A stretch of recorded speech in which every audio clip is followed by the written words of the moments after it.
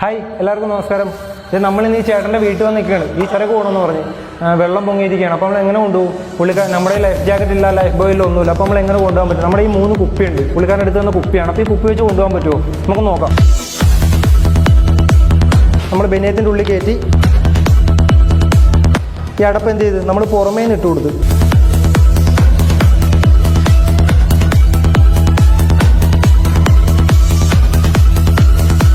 ഉറപ്പിച്ച് കെട്ടി. ഇനി ഈ കുപ്പി താഴത്തേക്ക് പോകില്ല.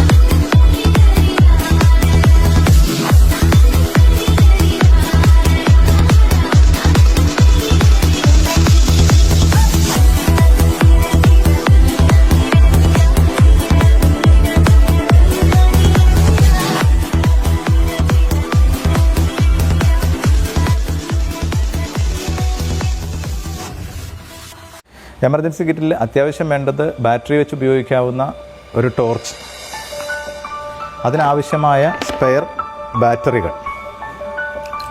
എമർജൻസി കിറ്റിൽ അത്യാവശ്യം വേണ്ടുന്ന ഒന്നാണ് കൂടുതൽ സമയം ചാർജ് നിൽക്കുന്ന ഒരു മൊബൈൽ ഫോൺ. അത് ചാർജ് ചെയ്യുന്നതിനാവശ്യമായ ഒരു ചാർജർ, കൂടാതെ ഫുള്ളായി ചാർജ് ചെയ്ത ഒരു പവർ ബാങ്ക്, കുറച്ച് മെഴുകുതിരികൾ. മെഴുകുതിരി കത്തിക്കുന്നതിന് ആവശ്യമായ ലൈറ്റർ, തീപ്പെട്ടിയേക്കാൾ നല്ലത് ലൈറ്റർ ആയിരിക്കും. സ്ഥിരമായി കഴിച്ചുകൊണ്ടിരിക്കുന്ന മരുന്നുകൾ,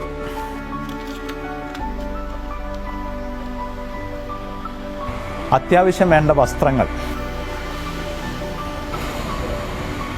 ഒരു കുപ്പി കുടിവെള്ളം, ഒരു വിസില് എമർജൻസി കിറ്റിൽ നിർബന്ധമായും ചേർക്കേണ്ടതാണ്. ഇത് നമ്മൾ എവിടെയെങ്കിലും ഒറ്റപ്പെട്ടു പോവുകയോ മറ്റോ ചെയ്യുമ്പോൾ മറ്റുള്ളവരുടെ ശ്രദ്ധ ക്ഷണിക്കുന്നതിന് വേണ്ടിയിട്ട് ആണ് ഇത് ഉപയോഗിക്കുന്നത്. ഒരു ചെറിയ കത്തി എമർജൻസി കിറ്റിൽ ഉണ്ടായിരിക്കേണ്ടതാണ്. നിർബന്ധമായും ഫേസ് മാസ്ക് എമർജൻസി കിറ്റിൽ ഉൾപ്പെടുത്തണം. ബാറ്ററിയിൽ പ്രവർത്തിക്കുന്ന ഒരു റേഡിയോ, ഒരു first aid box, dry fruits എന്നിവ എമർജൻസി കിറ്റിൽ ഉൾപ്പെടുത്തണം. എമർജൻസി നമ്പറുകളും അടുത്ത ബന്ധുക്കളുടെയും സുഹൃത്തുക്കളുടെയും ഫോൺ നമ്പറുകളും രേഖപ്പെടുത്തി എമർജൻസി കിറ്റിൽ സൂക്ഷിക്കേണ്ടതാണ്. പ്രധാനപ്പെട്ട സർട്ടിഫിക്കറ്റുകൾ, റേഷൻ കാർഡ്, ആധാർ കാർഡ് മുതലായവയുടെ രേഖകളുടെ പകർപ്പുകൾ ഒരു നനയാത്ത വിധത്തിൽ പ്ലാസ്റ്റിക് കവറിനകത്താക്കി എമർജൻസി കിറ്റിൽ അതും സൂക്ഷിക്കേണ്ടതാണ്.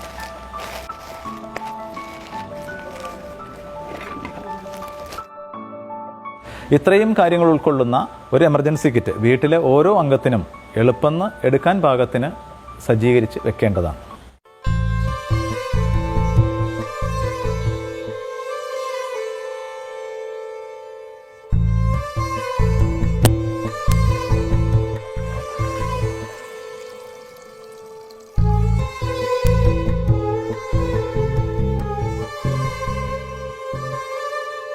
ലൈഫ് ബോയ് ലൈഫ് ജാക്കറ്റ് ഇതിൻ്റെയൊക്കെ അസാന്നിധ്യത്തിൽ മാത്രമാണ് ഇങ്ങനെയുള്ള കാര്യങ്ങൾ ചെയ്യുന്നത്. കുട്ടികൾ ആരും ഇതൊന്നും ചെയ്തു നോക്കരുത്. വളരെ അത്യാവശ്യ ഘട്ടങ്ങളിൽ മുതിർന്നവരുടെ സഹായത്തോടു കൂടി മാത്രം ഇതൊക്കെ ചെയ്യുക.